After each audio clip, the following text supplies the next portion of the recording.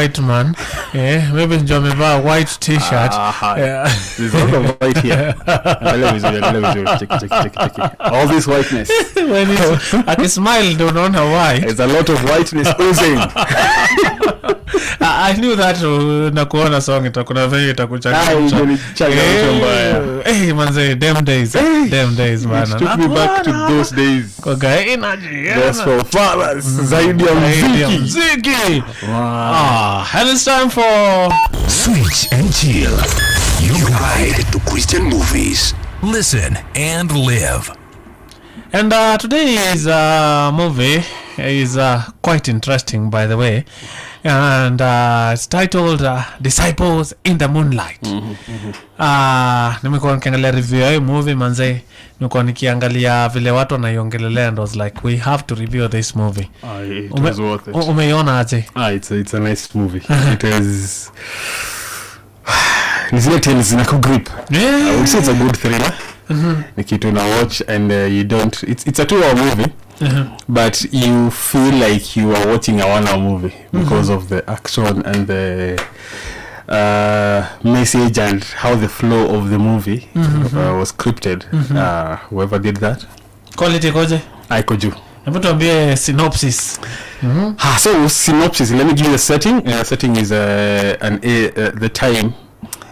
I'm tempted to say that this could be in the future because it's a creation of the future in a way. It does.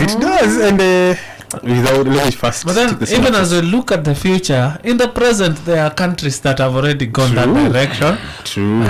So the Bible is illegal. The Bible as we know it is illegal.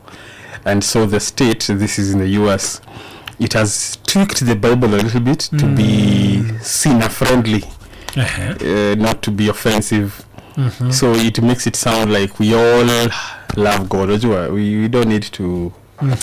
This beats that call us out atutaki. They are offensive. Those that God that say that you have to give your life to Christ, you have to choose Christ. Hey boss, those verses, let's deal with them and let's make it look like so tuko na Bible lakini ni edited. It's very edited. So it's no longer what we know it to and already the Bible as we know mkuwa edited. Ndio hiyo. Niko naangalia history unakutata China. Unakutata kuna Bible the China walikuwa re-edit. Hata ile story ya Yesu na the wakati alikuwa anasema stone this woman. Inasema Yesu alimstone. So tumefika huko. Then let's look at also the alphabet. Imbogi alphabet yenye wanatik Bible ikaenekana. There's also a feminist Bible, by the way. So we all know there. It might not look like it's something that's out there. It's closer than you think. And in the words of Bishop David Oginde, alisema that at the moment sahi the church is rife for persecution because I feel like we don't have a common enemy.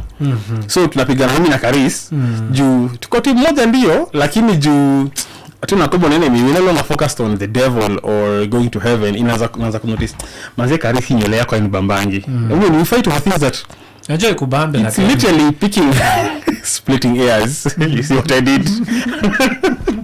So we need a common enemy, and now that will now be what will bind us together.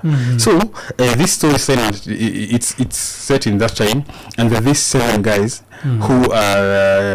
who purpose in their hearts to smuggle the actual real Bible to these 7 churches. A little bit of an interesting twist there. These 7 Bibles were the ones mentioned in the beginning of the book of Revelation. So you might Philadelphia, Smyrna, Ephesus. So if you read the beginning, the 7 churches in mention you are in at the beginning of the book of Revelation, there's a sweetness that you feel. It will be like a light bulb moment. You're like, yeah, I see what you guys did there. Yes, so that was a code name for the churches that they were being they were smuggling the Bibles to, because as of that time the Bible was illegal and kupatikana nayo ilikuwa tricky. And I think I was watching it let me bring it to Kenya kidogo. You're already there, because ushai notice, you take a lot, then kwa the windows imeandikwa hawkers and preachers not allowed. Yani imefika level whereby hawker na msana ana speak the actual word, the life giving word, wamewekwa kwa the same bracket na mse tutaki story yenu. So we are more or less there. So the story now is narrated with the struggles these guys are going through, the family bit, the internal struggles, because this meant losing their lives. It wasn't a mission where you are like it's just for fun. Losing your life because of the burden to kupatia the Bible. Man, that thing is it's scary. I sat in an apologetics class some years back, and we're looking at proof that the Bible is is like the most powerful book. It's real. And one of the proofs tulikuwa tunaangalia is in a time where like the Bible was illegal in Russia, and literally one person had to smuggle Bibles to Russia because zinachomwa. So alikuwa anasema vile alikuwa amezificha mali, hata ikitafutwa sana inapatikana, but walisearch hiyo gari hawakupata. For years alikuwa anaenda return trip akizipitisha tu. And history of the church, we have been here before, because guys like, I'm sure you've read such a name as Tyndale for most of these Christian publications, and if you don't know, Tyndale was a guy who fought for the Bibles to be translated alafu zipane to the masses. Yes, so this guy actually gave his life, because how did he die? He was burnt at the stakes. So yani mjamaa anachomwa just because anasema tu word, I wanted to get to the ends of the world. So we are there. So ukitaka kuangalia stress ama struggle inatukupata, itatukujia, because tusipokuwa vocal size ni vitu zinatukujia. That tutakuwa tuna burden ya the real world. Like utakuwa unaangalia Bible unaona hii kuna venye hii imetuichiwa. Alafu word ya God, it's a sword, yes. But this sword by kupatia gani ka comfort, because you notice a personal story. There's this time I lost my bro. So of course your time I'm really struggling to come to terms with this, and then the verse that I happened to read was Patricia Mati, I am God. I think it's in Romans, it should be around 7 or 9 there. Nisema that you are the clay. I mean ninja naamua. Ideally that verse was supposed to really break me. Zile za rashindomanze God, it was supposed to make me mad. It would have made me mad. But for some reason I read that verse, and instead of it breaking me further, it gave me comfort. Zakunishoma that God knew, God knows, God is in control. So when we now tweak these things, more or less we are making God a lesser image of what he is. And this is the guy Jerry Bridges once said that it's lesser evil to deny God than to worship a deformed God. So sisi kama Wakristo tuna worship God kwenye kama kunjwa, amekuwa broken into a form that we can control, tunakuwa worse than the atheist. Ni kweli. Man, that hit me.